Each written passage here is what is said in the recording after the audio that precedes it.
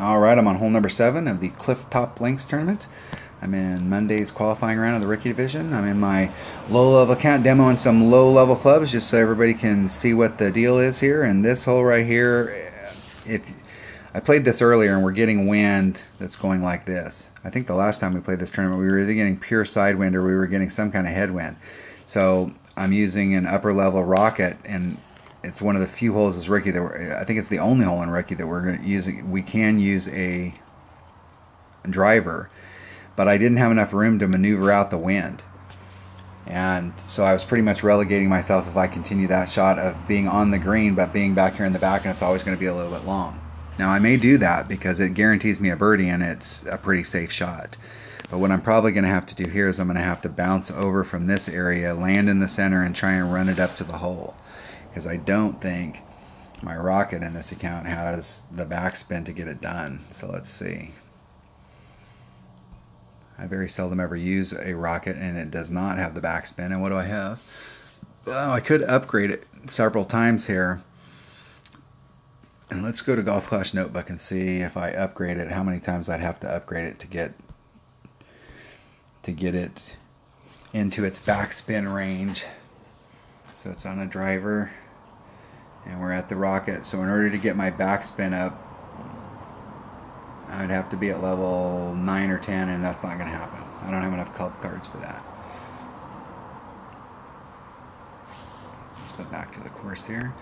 Go back in my bag. So I'm going to have to bounce it over in order to get this done. So I'm going to use a Viper. That's my most accurate wood.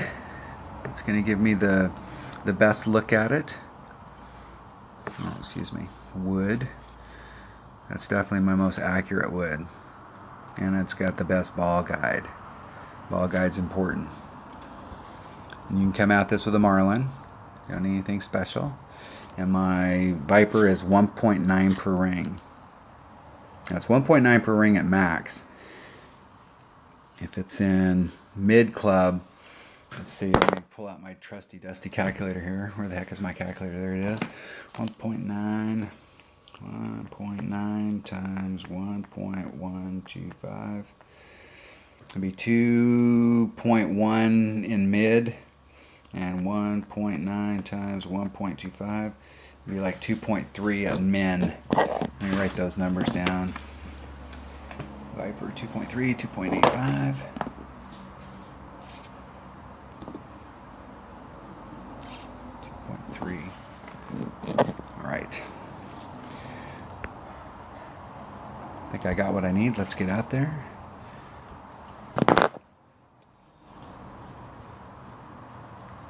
If you have better, higher developed clubs, this is definitely a hole to bring a hammerhead or a sniper, because they're much more accurate. So if you hit a great to the left or the right, you're still good. When you've got an inaccurate club and you hit this, if you hit a great to the left or the right, especially like a big dog level 4 is super inaccurate. You hit this ball, if you don't hit this ball perfect, you're in trouble.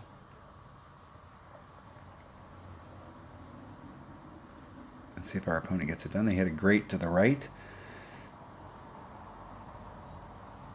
And they were able to blow past it. But you can see how close they were to being in serious trouble.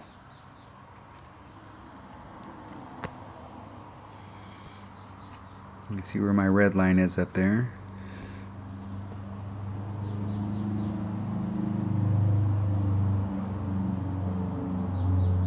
Kind of eking towards mid club.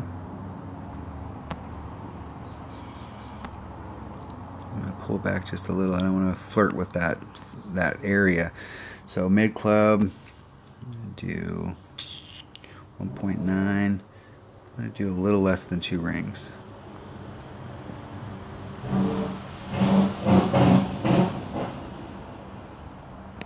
And hit it great to the left. And that's not good. That is really not good. Okay, I was able to get past it. I really don't like hitting from over there at all. And if I hadn't hit that great to the left and hit it perfect, I made a bad wind adjustment there. I need to work on that wind adjustment.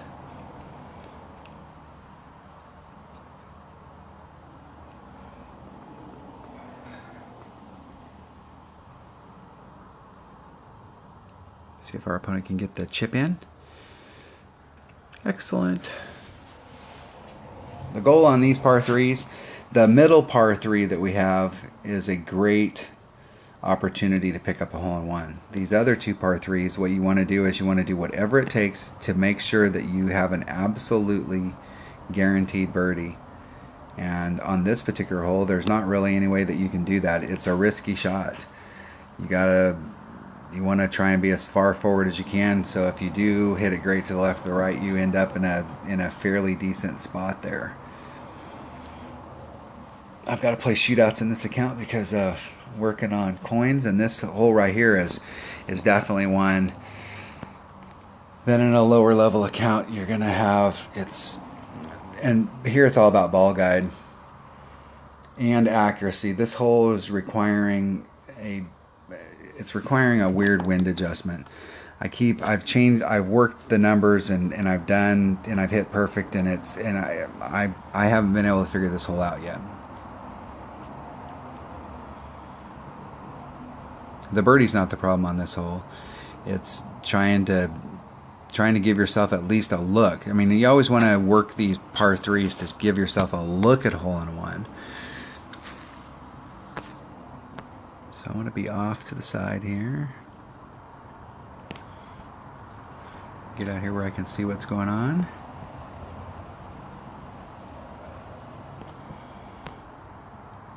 I'm a little high, so you can't move it around, that's the deal. See, every time you move it, if you move it just a little bit, so 2-6, 1-9, it's 3-8. I'm gonna do a 2-ring pull. That's 3-8. That's a massive adjustment. Hitting it perfect.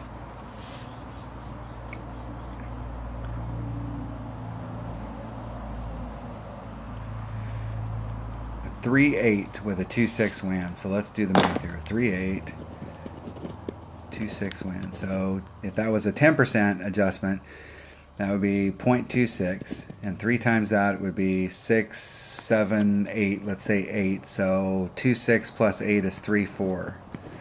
So I actually made more in the neighborhood of a 45-50% wind adjustment and came dribbling up towards it. So that's what I'm saying is I don't necessarily think that the 30% or 20%, I think that there is a big adjustment on this, and it's hard to tell on this because we had headwind, and in the tournament we're not getting headwind, so it's going to change. If you're getting headwind, it's going to lay the ball down a little bit. If you're getting tailwind, it's going to push it forward a little bit. So this hole is something that I'm going to have to continue to work on and continue to work on. Now if you're playing in, I believe this is a Tour 4 hole, if you're playing in Tour 4 and you're getting this a lot, don't be afraid to, the key is to pick a spot.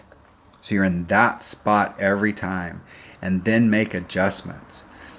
Instead of coming out there and trying to find a different spot every time, then you're not learning anything. You can't learn anything from it. So pick a spot and continue to work that spot to death until you figure out what you need to do from that spot. And it'll help you out in the shootouts, but it'll also help you out in these tournaments.